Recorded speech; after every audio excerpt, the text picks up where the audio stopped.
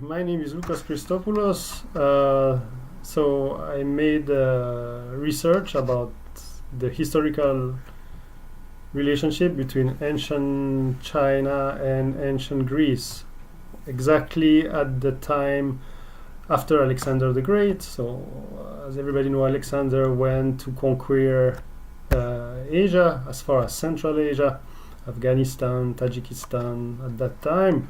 And that region name was Bactria. So it's all the Afghanistan, Pakistan region over there in Central Asia. At the time it was taken by Alexander the Great. Then after it was taken over, it was led to some satraps, so some generals over there, either Iranians or Greeks who were part of Alexander's conquest. And then it was taken by Seleucus, or General Seleucus, who became the king of a very big region starting from Syria to Afghanistan, Tajikistan. Seleucus, the great general. After that, the kingdom separated with Diodotus the first, around 256 BC. So my research was focused on wherever this Greco-Bactrian kingdom that lasted quite a large number of years, from 256 BC to around 100 BC. So it's the time when Hellenism, so traditions from ancient Greece, became brought in the cities of Central Asia. So things like theater, the gymnasium, and the agora for trade and economic became commonplace in those areas who were previously under mostly the Achaemenid Persian Empire. So things changes. Other elements have been taking place, and it became a much more popular-orientated place. How come? Because you had those Greek ideas who became taught within those cities, because the cities of Asia were built on the same way that the cities were built in Greece. So as I said, one gymnasium for practicing the Greek education of physical education, so that from young age people were practicing wrestling, running, and all the Greek sports, the one that they practiced for the Olympic Games, the Delphic Games, and so on. A theater, so theater was for the people to see the demonstration of plays, okay, and an agora where people were trading. Of course, elements of Greek religion also came there, and it was not a colonization where the colon stayed on one side and the local stayed on another side. It was a mixture, a marriage, because first of all, the first who arrived there, like Seleucus and Alexander, they married Sogdian wives, so that's women from Central Asia, and later Greco-Bactrian kings, they wrote on their coins for trade was in both language, Greek and local language. Okay,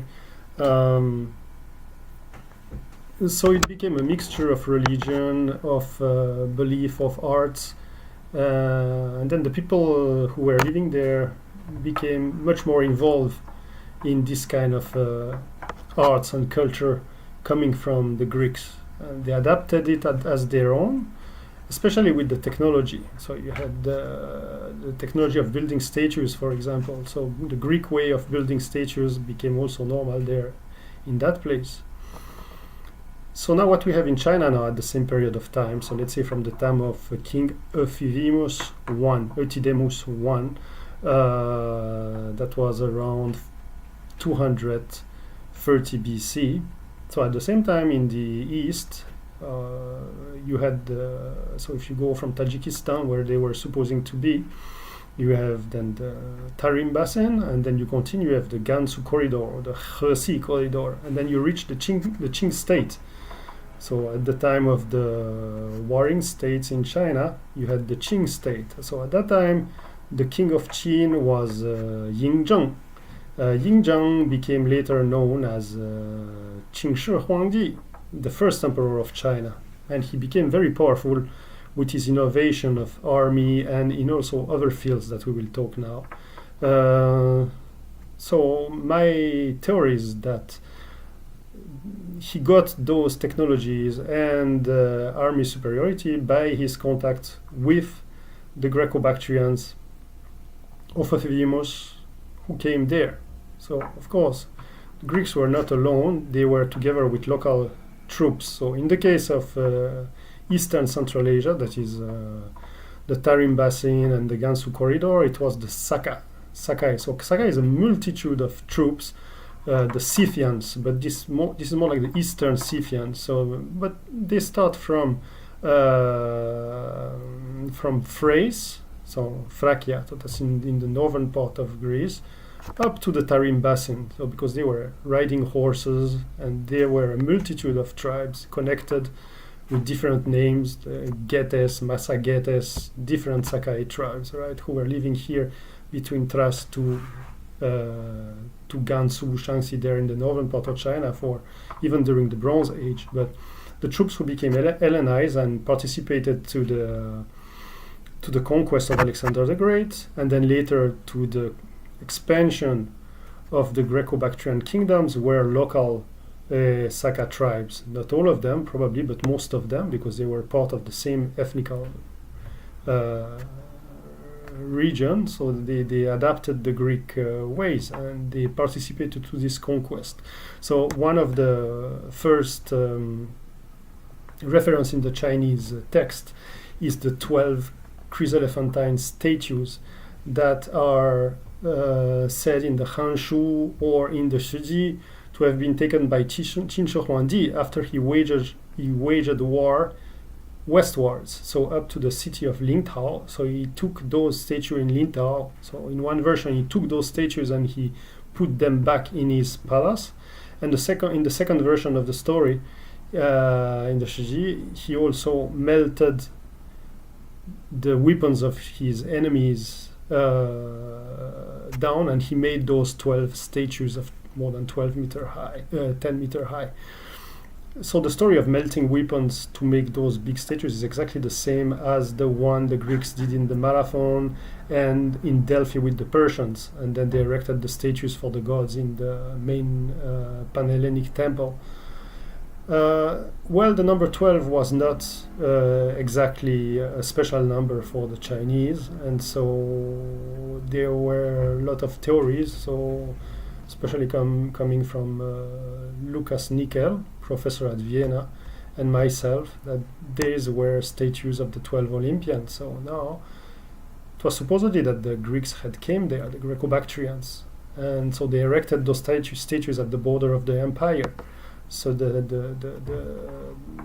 this theory have been brought to there, but some other elements have came into part for this theory. So I find out that in 121 BC, when Han Wudi sent Ho Qubing, the great general Ho Qubing, to fight against the Hu barbarians in the western region, so that is what is today the Gansu corridor. He fought one king called Shotor, and then he took a statue from this Shotor, and this Shotor statue was 3 meters high, and 3 meters high in gold, so it was a chryselephantine statue, and then he brought it back to Ganchuan Palace in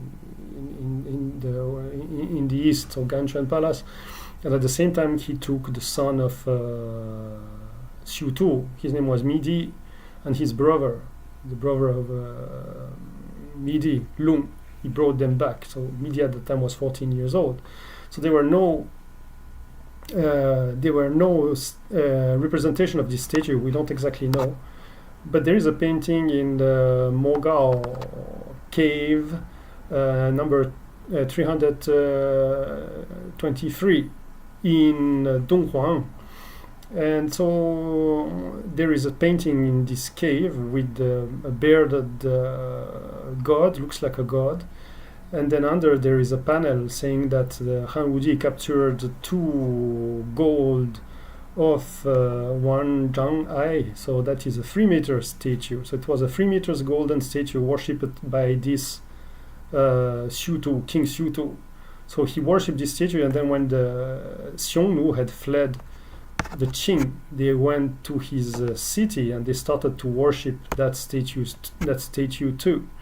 When they made an alliance with King Shotor, who was a Huren, we don't know exactly, but I'm pretty sure that it was a Greco-Bactrian king left there from the time of Euthydemus. So that is relative to Euthydemus I, a Greco-Bactrian king.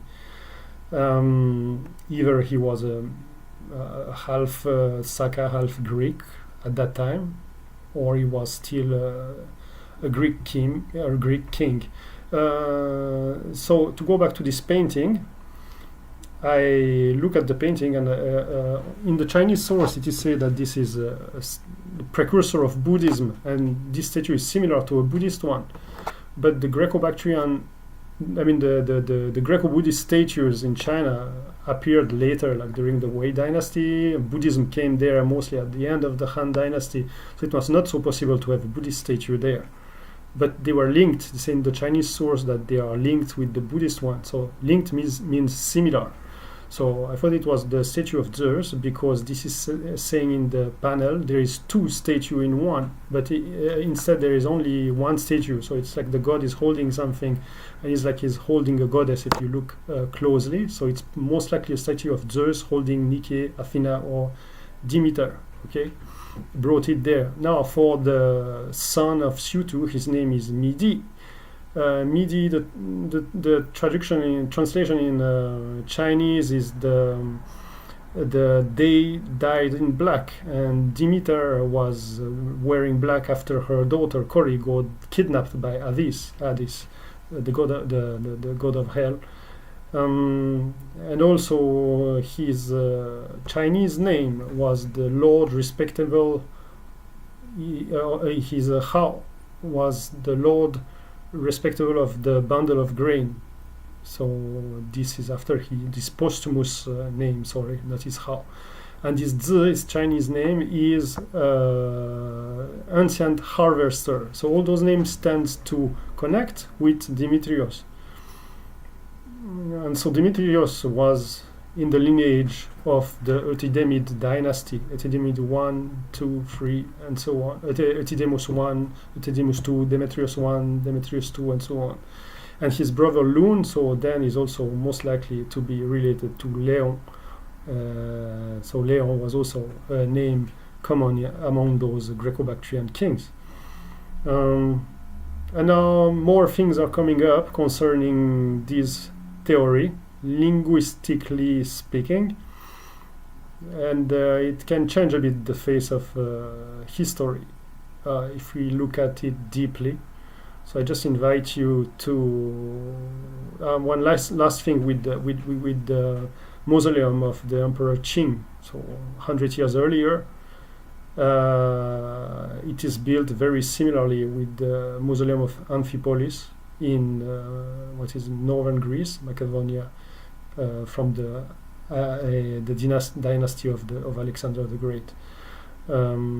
Also the statue, the realistic statue, the purple of the ancient, you can all read that in the article and other articles concerning that topic. So I hope it will raise interest, and you can see the link below and go directly to it. Okay, thank you.